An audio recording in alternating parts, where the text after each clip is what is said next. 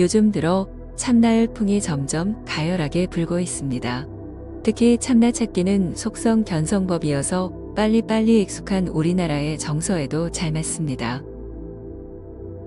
그렇다면 이참에 참나를 한번 찾아서 견성의 상태를 경험해 보는 건 어떨까요?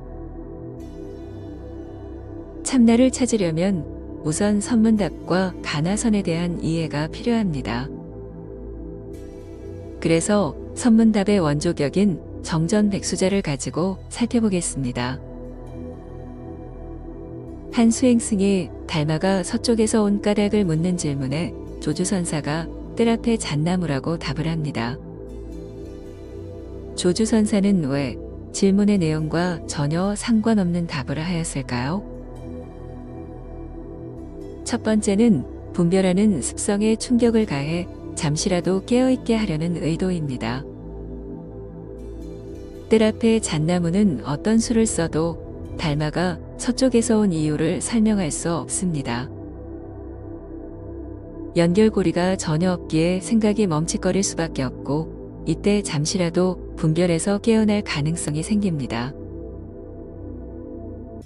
이 점을 고려해 선문답은 한 번에 그치지 않고 계속해서 연타를 날리며 분별 깨기를 이어가게 됩니다.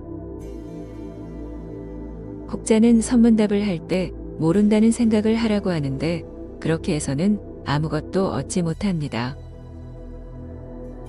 그저 모를 뿐하는 의식엔 알려는 욕망과 분별을 지우려는 자기가 감쪽같이 스며있기 때문입니다. 그래서 선문답에서는 그냥 아무 생각 없이 문자봉을 휘두르거나 그것에 얻어맞는 것이 좋습니다. 두 번째는 분별에서 벗어나는 순간 모순이 사라지며 답을 찾게 됩니다. 달마가 서쪽에서 온 까닭은 사람들을 깨어나게 하려는 목적입니다. 그런데 뜰 앞에 잣나무로 인해 잠시라도 깨어있게 되면 그 질문에 답을 얻게 됩니다.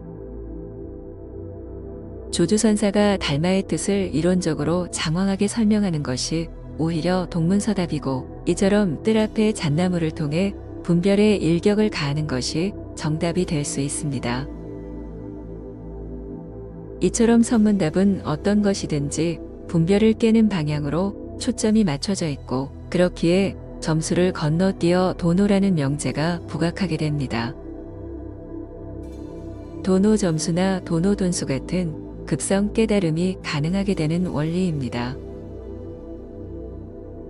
분별과의 분리, 이것은 모든 수행의 공통 분모입니다. 사마타는 생각 자체를 뿌리째 없애버리려 하고 윗바사나는 생각을 관찰해 생각이 끊어지는 자리를 찾습니다. 그런데 사마타와 윗바사나 수행은 장구한 시간을 필요로 합니다.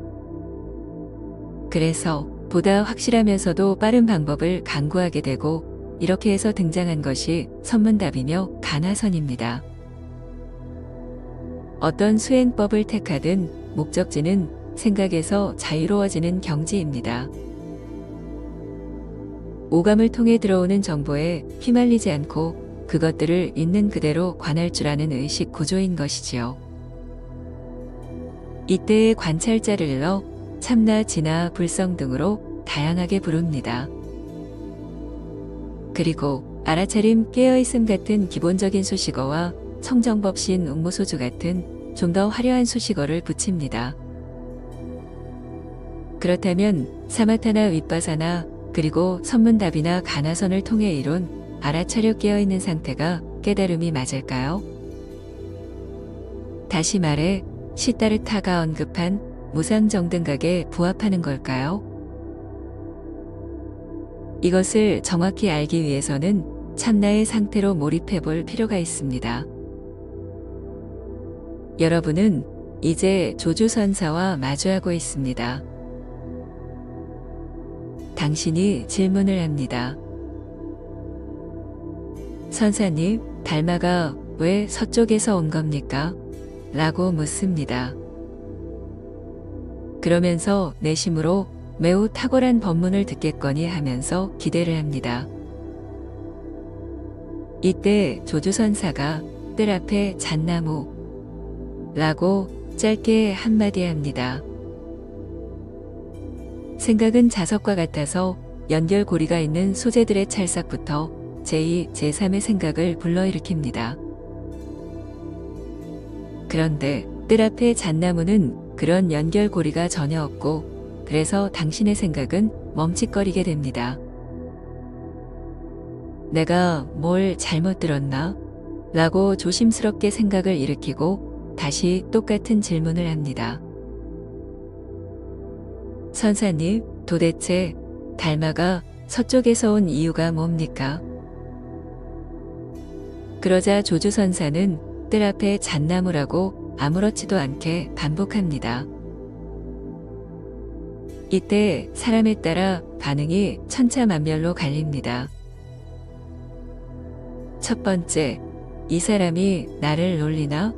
하면서 화를 내는 사람이 있고, 두 번째, 뜰 앞에 잣나무를 어떤 암시로 보고 해독하기 위해 몰두하는 사람도 있습니다. 그리고 세 번째, 예상 밖의 답변을 듣고 생각이 교란되어 있거나 멍 때리는 사람도 있을 것입니다. 바로 세 번째에 해당하는 사람에게 좀 더 강한 충격을 주면 어느 순간 분별과 분리되면서 대상을 관찰하는 의식이 생깁니다. 그것은 비유하자면 분별이 만든 영화 속의 주인공으로 함몰해 있다가 어느 순간 빠져나와 관객이 되어 영화를 바라보는 느낌 같은 것입니다. 분별에 휩싸여 그것을 나라 인식하다가 이제는 분별에서 빠져나와 그것이 그려내는 현상계를 감상하고 있습니다. 이렇게 되면 분별이 그려내는 탐진치도 별개의 문제이고 특히 생로병사 같은 것도 자신과는 상관없는 것이 됩니다. 시간과 공간 자체가 이렇게 흘러가다 붕괴되어도 먼 나라 얘기가 되는 것입니다. 자신은 있는 그대로의 자리에서 영원히 존재하고 있기 때문입니다. 이렇게 깨어나서 알아차리고 있는 상태를 일러 참나라하고 이때의 의식 구조를 깨달음이라고 부릅니다.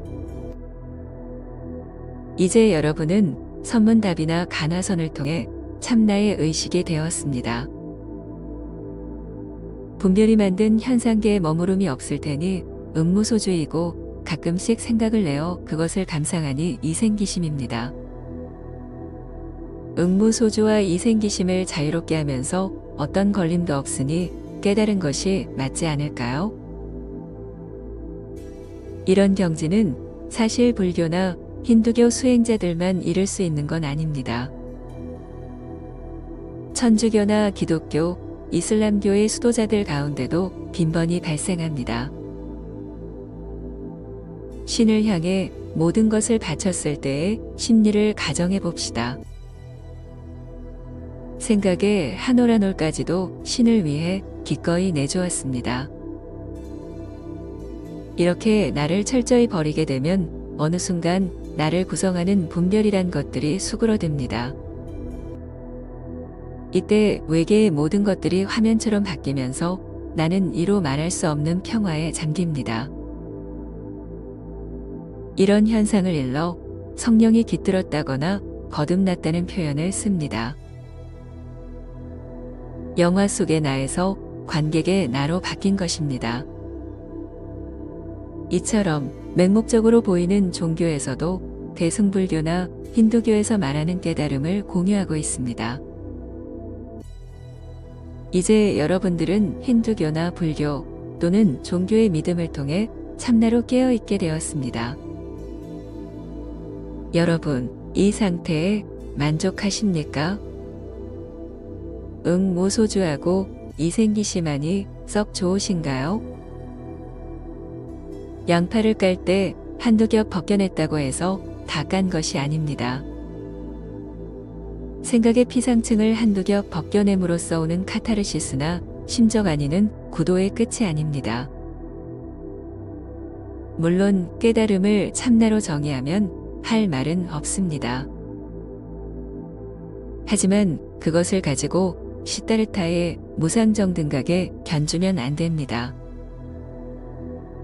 세존의 무상정등각은 생각의 껍질을 벗기거나 분리해서 얻어지는 것이 아닙니다. 참나는 알아차리는 행위를 통해 깨어난 결과를 만들어낸 이분법적 구조에 놓여 있습니다.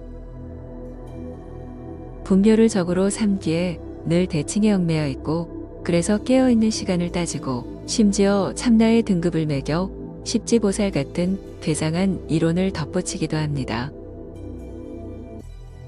어쨌든 참나는 분별에서 빠져나와 분별과 대치하는 불안정한 상태이고, 이것은 마치 그리스 신화에서 지구를 떠받치고 있는 아틀라스와 닮아 있습니다.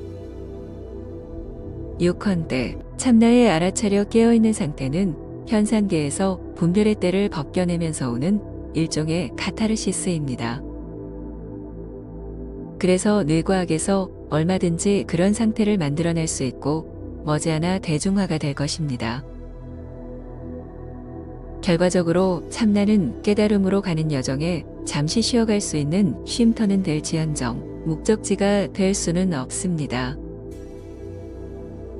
고된 수행의 여정에서 쉼터의 달콤함은 매우 매력적이지만 그렇다고 여기서 눌러있어서는 안 될 것입니다. 시다르타가 가리킨 목적지는 아직 도달하지 않았으니까요.